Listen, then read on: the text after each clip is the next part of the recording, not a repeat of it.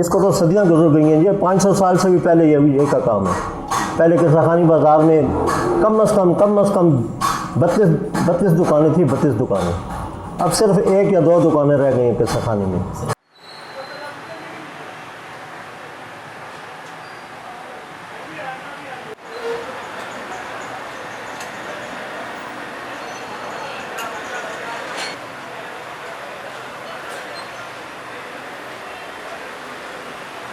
पहले तो काफ़ी ये काम अच्छा था, जब से दहशतगर्दी शुरू हुई है फिर से ये काम ख़त्म हो गया था। यानी पहले बाहर इम्पोर्ट एक्सपोर्ट आता जाता था, काफ़ी लोग बाहर लेके जाते थे सामान, लेकिन जब से दहशतगर्दी शुरू हुई है अब कोई नहीं आता बाहर से। इसी वजह से ये काम ज़वाल पजीर है।